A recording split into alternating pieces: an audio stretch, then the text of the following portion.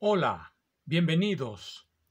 Continuaremos hablando de ese libro maravilloso que se titula La selva y el concepto, pero antes quiero trazar un parangón entre ese libro y otro, porque cuando uno lee libros, uno lee para seguir leyendo, uno encuentra conexiones, uno encuentra relaciones, uno encuentra vasos comunicantes, uno percibe una suerte de relación entre un libro y otro, entre lo que nos dice un sabio y lo que nos dice otro sabio.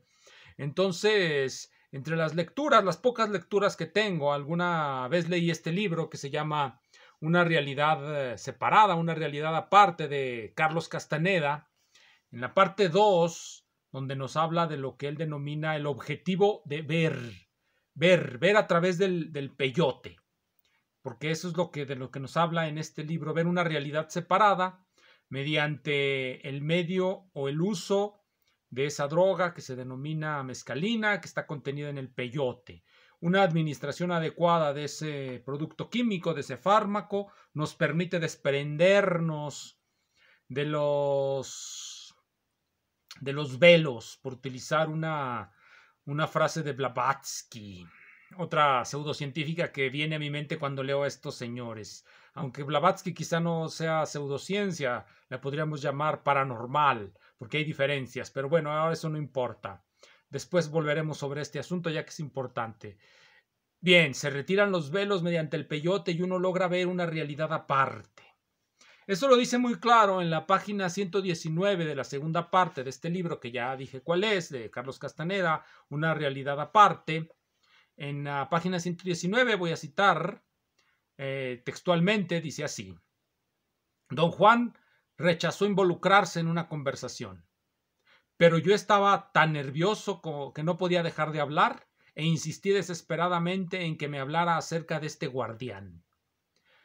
Tú lo verás, dijo don Juan casualmente. Él resguarda el otro mundo. ¿Qué mundo?, pregunté. ¿El mundo de los muertos?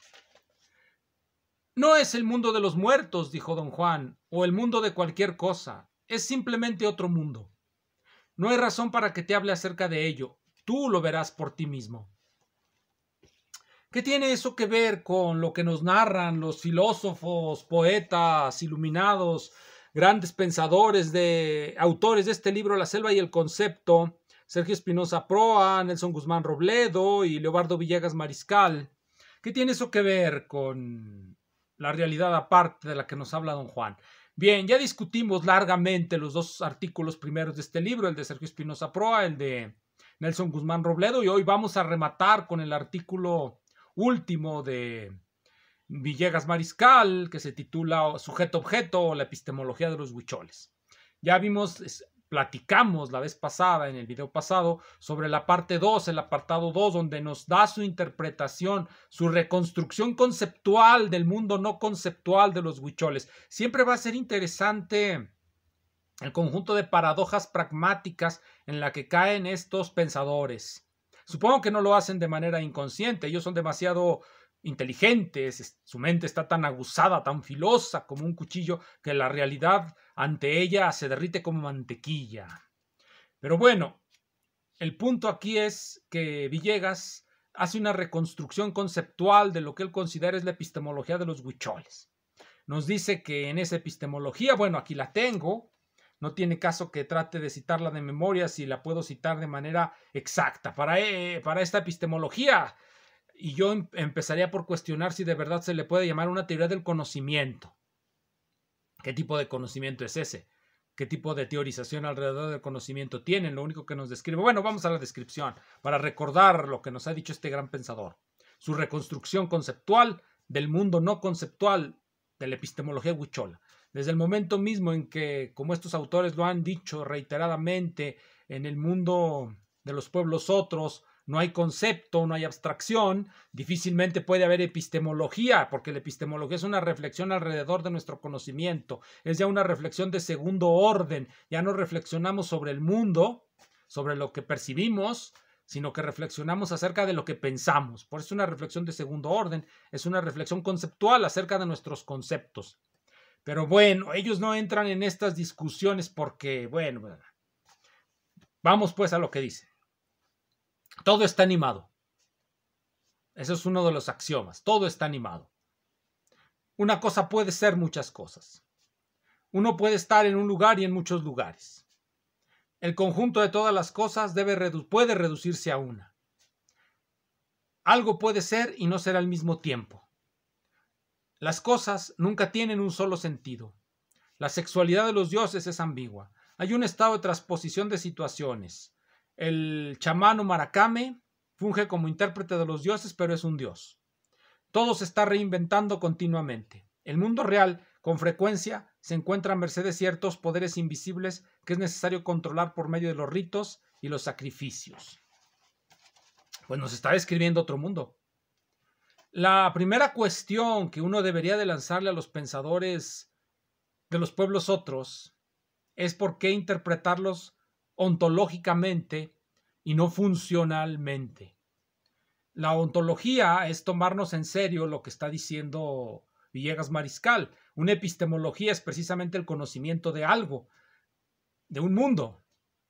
Es decir, la epistemología es la vía para llegar a la ontología. Si esta es la epistemología de los huicholes, entonces su mundo es perfectamente caótico, de acuerdo a lo que nosotros queremos. No es un mundo lo suficientemente estable como para que uno pueda percibir el conjunto de leyes. Pero bueno, ellos creen que ese es el camino, no el camino funcionalista en el que estas cosas que se dice, bueno, no son relativas a una ontología, sino que son simplemente relativas a su relación con la construcción de la sociedad en la que están viviendo. Es decir, no se relaciona con la ontología del mundo, sino con la economía inmediata, con la forma de organización inmediata de esas sociedades. Todas ellas tienen el objetivo de extraer energía de su medio, como ya lo he dicho hasta el cansancio, y por lo tanto todos esos ritos, todas esas acciones, todo eso que dicen, tiene una interpretación en función de ese objetivo. No como que el mundo es efectivamente así. Es una visión pragmatista, por decirlo en estos términos, es una visión funcionalista, va orientada hacia la preservación de una sociedad y todos los ritos, todo lo que dicen, todo lo que hacen, se interpreta bajo esa luz. Villegas prefiere interpretarlo desde el punto de vista ontológico. Yo no sé si él de verdad crea que el mundo es plural. Yo no lo creo. Yo creo que hay un solo mundo, pero pues yo soy un realista filosófico y él es un idealista. Y ahí la gran separación que hay. Y él tiende a adscribir ese idealismo también a los huicholes. Yo creo que los pueblos otros están alejadísimos tanto del realismo como del idealismo y se acercan más a un conjunto de pautas pragmáticas simplemente por sobrevivir. Son oportunistas, vamos diciéndolo así, de manera directa y sin palabrería confusa. Son simple gente oportunista. Es decir, no en un sentido peyorativo, sino que toman las cosas como son y las interpretan como vienen y tratan de sobrevivir y de dar una explicación no muy buena o al menos no muy correcta, pero de acuerdo a lo que se pueda dentro de los límites que tienen trazados. Porque carecen de experimentación, carecen de modelos matemáticos, etcétera, etcétera, etcétera. Ellos nos dirán, los pensadores otros, es que eso es tu proyección sobre ellos. Bueno, está bien. Ellos proyectan el idealismo, pero no me permiten proyectar sobre ellos el realismo científico, por decir algo. No, tenemos que interpretarlos desde el punto de vista idealista, porque a ellos les gusta así. No hay más motivo. Bien, entonces, la parte 3, las palabras, es donde Villegas Mariscal va a cederle la voz a un Maracame, a un señor que se llama, aquí nos lo dice, Benito Carrillo de la Cruz, asesinado el 17 de mayo de 2009 a balazos porque pesaba sobre él la grave acusación de brujería. Estaba dañando a alguien, entonces había que exterminarlo. Bien, entonces aquí directamente de sus palabras, Villegas Mariscal, bueno, transcribe las palabras de Benito Carrillo y nos va a platicar pues ya no la reconstrucción conceptual de lo que es la epistemología de los huicholes, sino que nos va a platicar pues sus mitos y leyendas, ya transcritos en papel y en una edición, bueno, en esta edición. ¿Y qué nos va a decir sobre eso? Bueno, algo muy parecido a lo que nos platica Castaneda. Es que el problema es que todos estos antropólogos siguen exactamente el mismo guión. van a un pueblo primitivo, van a un pueblo otro, entablan relaciones con un informante al que le suelen dar dinero, le suelen dar cosas, etcétera. Eso es conocido, no estoy descubriendo ninguna verdad. Todos los antropólogos cuando llegan a los pueblos otros, lo primero que hacen es, llegó Santo Claus a repartir cobijas, dinero, lo que sea, lo que se pueda. Si se puede, se les saca algún programa federal y se les da. Y con eso obtienen, bueno, la confianza del informante. Y el informante les va a decir, pues, lo que el informante considere conveniente a sus intereses de informante. Si ve que la fuente de esa bonomía, que son los programas gubernamentales mediados por el antropólogo revolucionario, idealista o como sea, pues va a hacer lo posible por darle lo que el antropólogo quiera. Pero bueno, dejemos de lado eso. Hagamos de cuenta que nos está dando un relato verídico surgido no del interés monetario, sino del interés, no sé cómo llamarlo, del interés poético. Vamos a decir que los pueblos otros no tienen intereses monetarios, no están podridos por el capitalismo, porque si lo estuviesen, bueno, pues todo esto es charlatanería, son cuentos, ¿verdad? Yo pago porque me cuenten lo que yo quiero escuchar y lo transcribo y órale, ya sigo sacando becas y a vivir de la beca otros 10 años. Otro proyecto de 50 años perdido en el desierto, consumiendo, bueno, lo que consuman ellos, ¿no? Peyote, lo que sea. Muchos le hacen así, no es el caso, yo pienso que ellos son muy serios y que llegaron con un informante que habla desde la poesía misma del mundo otro y que cuando le habla de sus experiencias es sincero, honesto, no está mediado por ningún interés podrido capitalista. Bien, entonces, ¿qué es lo que nos narra? Nos narra cómo se vuelve uno maracame. Hay que cumplir ciertos ritos. El principal, no conversar, no tener relaciones sexuales e irse como ermitaño al desierto. Hay que redescubrir el cristianismo allá en el desierto. Como los padres de la iglesia, ellos siempre me resultará muy interesante que todos estos pensadores otros admiran tanto a los padres de la iglesia que los reencuentran en San Luis Potosí o en Nayarit. Bueno, allá están. Para hacerse maracame hay que dejar de consumir sal, no debe uno tener relaciones sexuales, hay que perderse en una cueva, consumir peyote, hablar con los animales, ver el mundo otro, no como aquí que nos lo intelectualiza mucho Castaneda. En cierto sentido, Villegas también lo intelectualiza mucho cuando reconstruye. Es mejor dejar que hable el maracame, que nos platique cómo habló con el venado, cómo se le apareció la diosa. Bueno, tiene un nombre que, bueno, así como no puedo pronunciar francés, como no puedo pronunciar alemán bien, como no puedo pronunciar nada de eso, pues me tengo que apoyar en lo que transcribe aquí el señor. Dice, Takutsi Nakawe. Takutsi Nakawe se le debe de aparecer al aspirante a maracame y debe de guiarlo hasta que llegue a un palo, se suba y un animal le diga que ya estuvo bien. Y con eso va, cuando el animal le diga que ya finalmente ascendió bien por un palo, que no sabemos de dónde salió, pero pues ahí lo pone, ya se hizo maracame. ¿Y qué va a hacer el maracame? El maracame lo primero que va a ser conseguirse unas cuantas mujeres, conseguirse unos cuantos seguidores y vivir del cuento. Bueno, no, vivir de la curandería y morir por la curandería. Porque como abrió con una idea muy clara, ser maracame entraña sus peligros porque la gente llega a creer que de verdad tiene poderes y puede hacer brujería. Aunque luego nos damos cuenta que mucha de esa brujería nada más consiste en envenenar a la gente con hierbas. Y bueno, pues esa es la brujería. Un descontrol sobre el conjunto de las dosis que se administran a las personas. Y ya, no hay otro mundo, no hay una transformación en animales. Yo sé que me escucho como que no soy empático con el mundo otro. Ellos sí son empáticos con el mundo otro porque para ser empáticos con este tipo de afirmaciones, como la afirmación de que se me apareció Dios o como la afirmación de que hablo con los animales, bueno, pues uno debe de ser muy idealista, para poder asimilar esas cosas. Un realista científico obviamente no va a creer en eso, va a preferir explicaciones funcionalistas. Ellos, como son idealistas y descreen de todo realismo científico y de la ciencia, ya vimos que ellos son promotores de un pensamiento no científico, un pensamiento poético.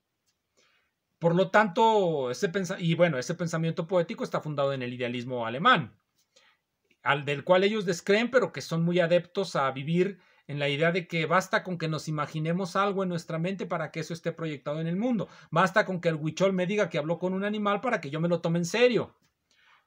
Yo no lo creo, no creo que hablen con los animales. Creo que cuando uno anda en un estado, bueno, en un estado resultado de la administración de ciertos fármacos, pues se puede ver cualquier cosa, pero que en condiciones normales no se verían. Y que empíricamente se puede demostrar que los animales no hablan y que no se puede aparecer Takutsi porque los dioses, bueno, en el realismo científico no se aparecen, pero como ellos quieren cambiar el cristianismo por las creencias de los pueblos otros, pues bueno, dejémoslos. Quiero hacer una analogía aquí. Ya el punto es que la descripción, el artículo se acaba con las palabras directas de Benito Carrillo, donde nos describe más o menos lo que les acabo de decir, y el conjunto de líos en los que se meten por, bueno, presiones territoriales, etcétera. El mundo otro tampoco es al menos el mundo de los huicholes, tampoco es un Edén, está lleno de pleitos y está lleno de peleas, ejemplificados de manera paradigmática por la muerte de Benito Carrillo, a manos de quienes creían en sus chapuzas. Bien, pero yo quiero decir este parangón.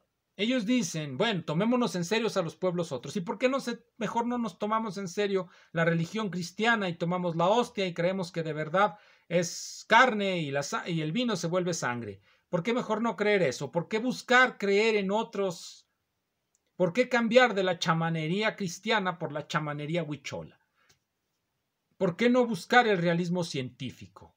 ¿Por qué creer tanto en el idealismo? ¿Por qué? ¿Por qué abjurar tanto de la ciencia que tanto nos ha dado?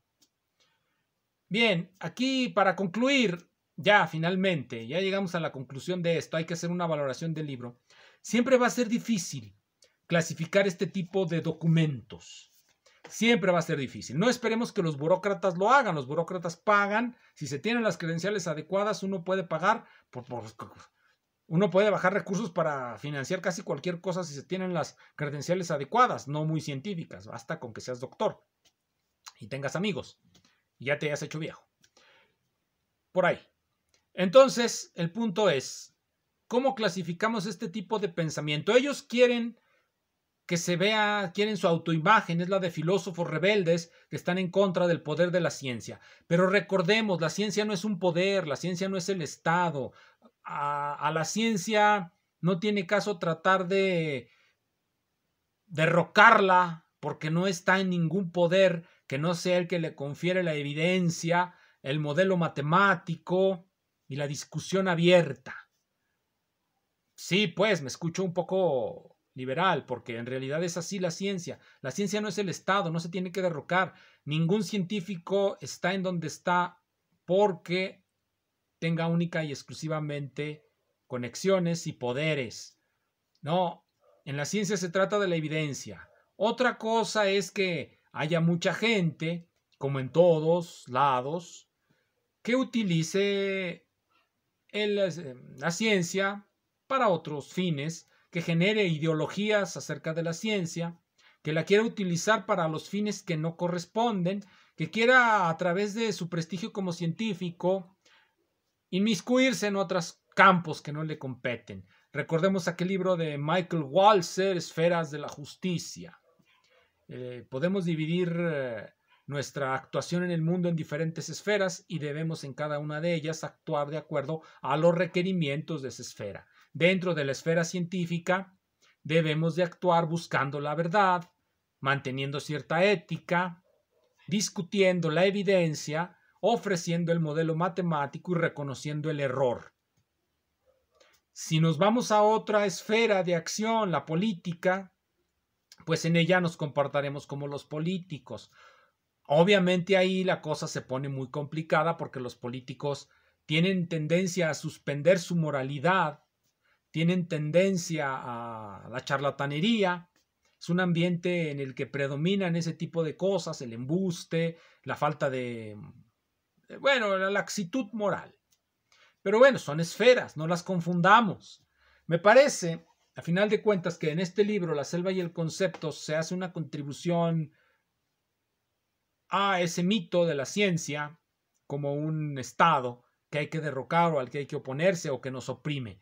Al contrario, la metodología científica lo que trata de lograr es no oprimirnos, liberarnos de todas las chamanerías, liberarnos de las acusaciones de brujería, liberarnos de ese mundo de pseudodioses en el que caemos muchas veces, liberarnos de la retórica, liberarnos, bueno, de eso. Bien, entonces, ¿cuál es la valoración de este libro, aparte de esa gran contribución?